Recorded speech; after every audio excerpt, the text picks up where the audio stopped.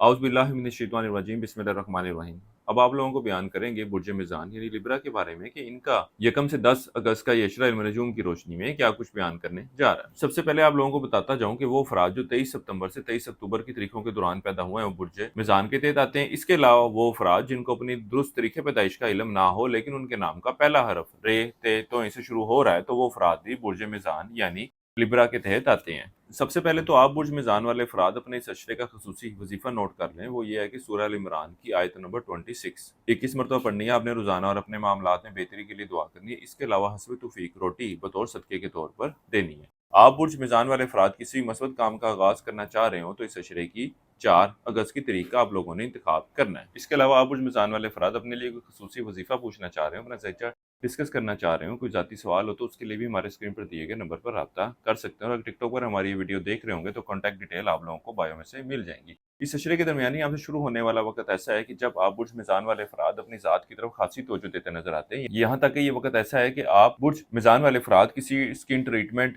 या फिर hair transplant की तरफ भी जाते हुए नजर आ रहे हैं। इसके अलावा इस अशरे के आखिरी यहाँ से शुरू होने वाले वक्त में आपके लोगों से वाबस्ता जो काम होंगे, जो तवक्कुआत होंगी, वो भी पूरी होती हुई नज़र आ रही है। इसके साथ ही साथ किसी शख्स को उधार रकम वगैरह दे रखी थी, तो वो भी वापस मिलती हुई नज़र आ रही है। इस अशरे का ये वक़्त आपके अंदरूनी सफ़र के लिए भी जाने को ज़ाहिर कर रहा है। तालिब इल्मों की तवज्जो भी तालीम की तरफ खासी मरकूज़ रहेगी। ना सिर्फ अगर ये तालीमी सरगर्मियों बल्कि गैर निसाबी सरगर्मियों में भी पार्टिसिपेट करते हैं, तो वहाँ पर भी आला कारकर्दगी दिखाते नज़र आ रहे हैं। मुलाज़िम अफराद की बात की जाए तो इस अशरे का ये वक़्त इनके दफ्तरी मामलात के हवाले से मस्बत सूरत हाल की निशानदेही कर रहा है। यहाँ तक कि वो बुर्ज मिज़ान वाले अफराद जो एक अच्छे और बेहतर रोज़गार की तलाश में है, इस अशरे के वक़्त के दौरान इस हवाले से की गई कोशिशों के भी इन लोगों को मसमन नताइज मिलते हुए नज़र आ रहे हैं। कारोबारी अफराद की बात की जाए तो इस अशरे के वक़्त के दौरान मामलात कुछ ऊँच-नीच का शिकार रहेंगे, लेकिन इस अशरे के आखिरी याम से जो वक़्त शुरू होने जा रहा है, इस वक़्त के दौरान इनके कारोबारी मामलात में खासी बेहतरी आती हुई नज़र आएगी। ये कारोबार को बेहतर करने के हवाले से जो कोशिशें करेंगे, अल्लाह के फज़ल व करम से उसके इन लोगों को मसमन नताइज मिलते हुए नज़र आ रहे हैं।